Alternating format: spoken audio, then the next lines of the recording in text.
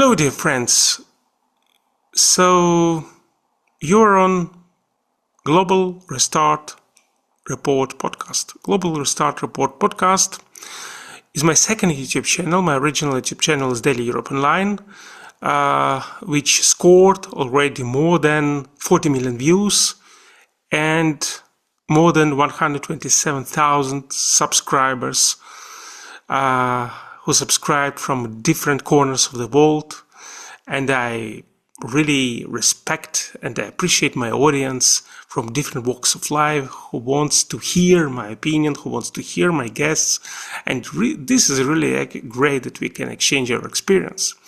So today I would like to speak about Professor John Mearsheimer. So first of all, I highly respect Professor Mearsheimer for his very deep knowledge, his expertise, the way how he outlines his point of view. I really admire how Western leaders, consulting companies, big companies, they turn to Professor Mearsheimer in order to get his expertise on different geopolitical matters. So I highly respect Professor Mearsheimer, actually, and I read several books of him and I find them very interesting.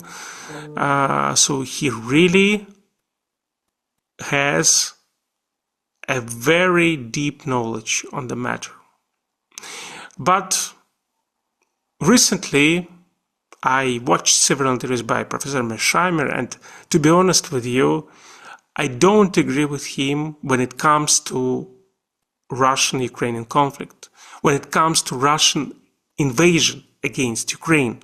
I don't agree with Professor Mearsheimer, and let me clarify why I don't agree with Professor Mearsheimer. So Professor Mearsheimer, he argues that Russia can retaliate against European countries which help Ukraine to resist Russian invasion.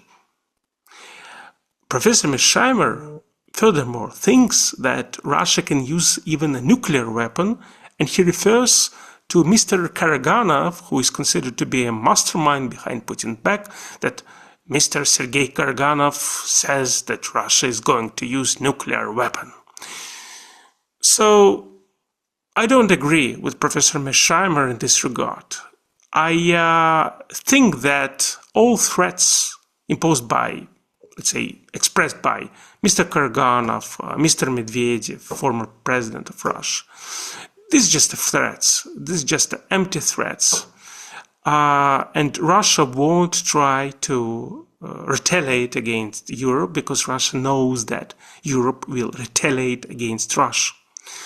So 4 years ago, obviously Western leaders, they were afraid of Russia. But nowadays the mood changed, considerably changed. I just want to remind you that several years ago, even in Europe, Western leaders, they were confident, and actually in the United States, they were confident that Russia will take Kyiv for 3 days, but they turned to be wrong. I remind you a very interesting article in Guardian published several months ago, when it was the 4th anniversary of Russian invasion, which actually had a very good chronicle of what was happening during the autumn 2021 and winter 2022. Western leaders, they were confident that Ukraine won't be able to resist. And they were surprised when Ukraine could resist Russian invasion. And more Ukraine resisted Russian invasion, more support Ukraine got from Western leaders, from Western countries. Obviously, Western countries, they have own calculation regarding Russian-Ukrainian war, and they want to weaken Russia. But again, don't put cart before the horse or ahead of horse.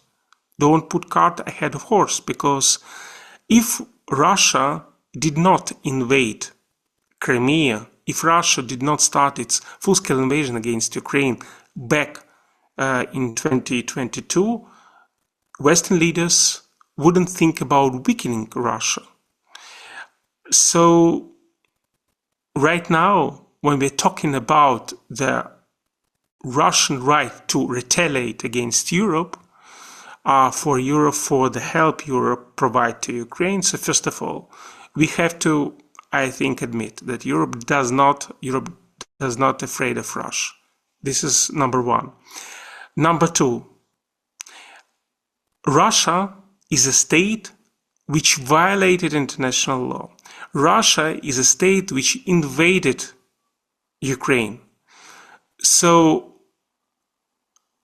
from legal standpoint, all activities Russia does, these are the crime. And actually, I don't care about the big geopolitics. I really don't care. Because Ukraine has the right to defend itself.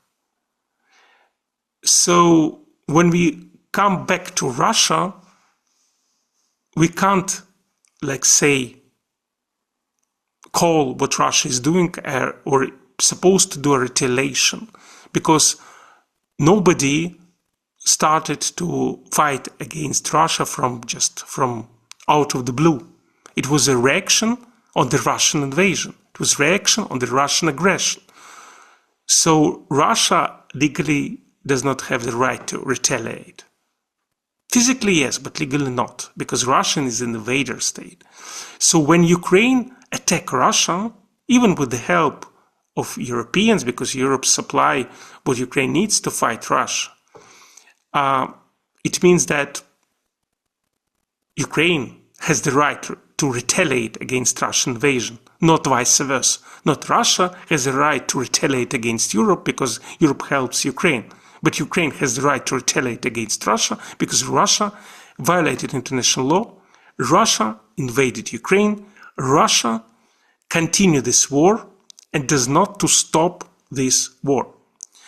So when I listen to Professor Mearsheimer, who simply suggests that Russia is winning this war, I don't agree with this. Because look, what is right now happening in Russia is a really serious crisis. Russia is serious trouble. If we even think about the parliamentary elections in this autumn when Putin has to seek a majority of voters. And again, I doubt that he can get a really unitarily support due to what is now happening in Russia, shortage of fuel, some other problems Russian experience. I really doubt that Putin will be able to get a really easy majority in the next Duma. Moreover, even if his party win this election, still he will know the real figures, the real numbers, not the one which will be performed by Electoral Committee of Russia, but the real figure of Russians who voted for Putin or against Putin. And obviously, what Ukraine now does in Russia in terms of retaliation against Russian invasion, important for Putin because it undermines his position before elections, because Putin was a guarantor of stability for Russia. But now there is no stability in Russia. Look, Russia now experiencing the war which Russia brought to Ukrainians. So again, we are not talking about the right of Russia to retaliate against Europe for helping Ukraine. We are talking about the right of Ukraine to retaliate against Russia for violating international law, for violating the integrity, territorial integrity and sovereignty of Ukraine. Look, if we go back to the Revolution 2014, Revolution 2014 led to the ousting of President Yanukovych from power, because he was very corrupted president of Ukraine. So when Yanukovych left Ukraine, Russia used this in order to annex Crimea.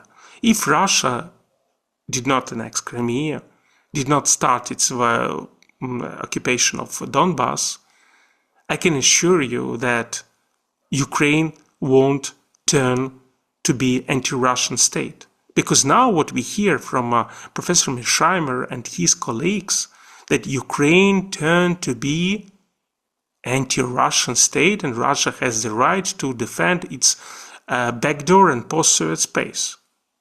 Look, when you can't compare Russia and the United States.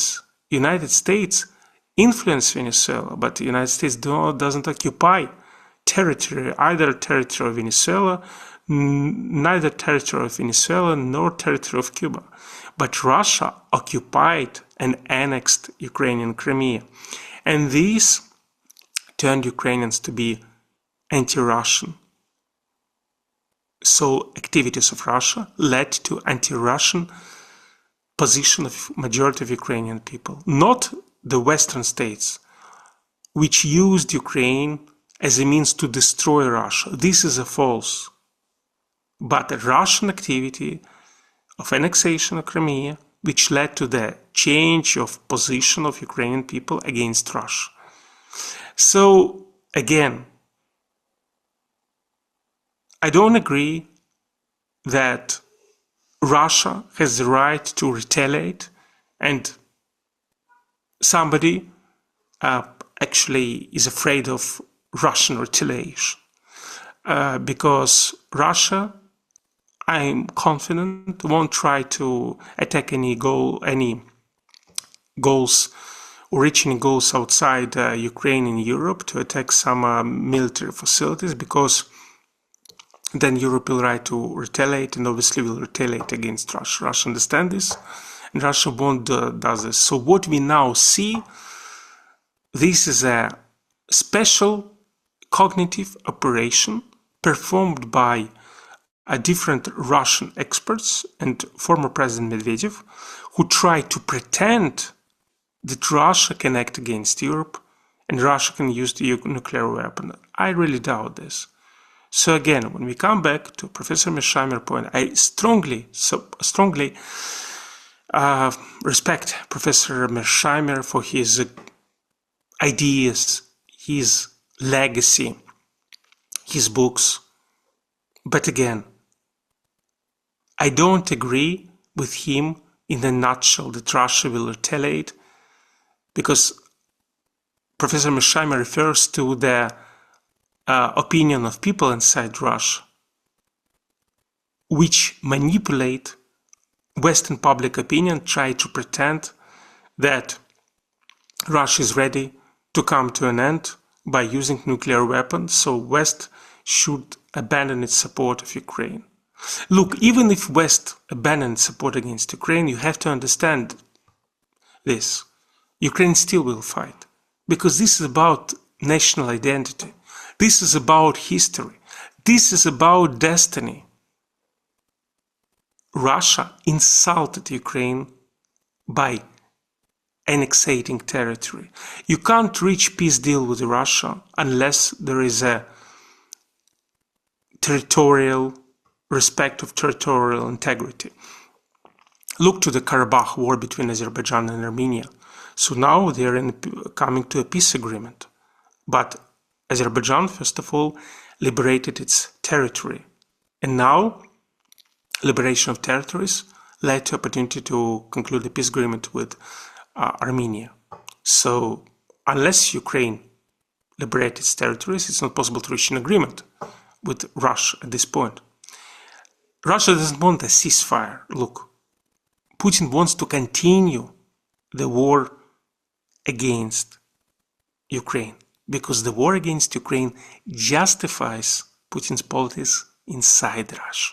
We have to understand this. Justifies politics inside Russia. And when I hear experts who actually omitted, they like to tell what is happening in Ukraine, but they omit what is happening in Russia. Look, the former member of Moscow local Duma,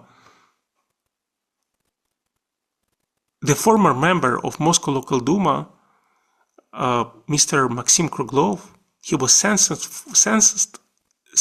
for 7 years. For why? Because he actually accused Russian authorities for criminal actions against Ukrainians in Bucha and Kyiv region. He was sentenced for 7 years for war. And why it is possible for Putin to hand out such decisions, because there is a war. War justifies such repression inside Russia. So Putin sits on Russian throne for 25 years. He's the president of Russia. If the war is over, he doesn't need to do anything with Russia because Russia is tired of him. So he needs this war. And that's why even if there will be a stalemate or ceasefire, I can assure you that Putin will try to engage Ukraine in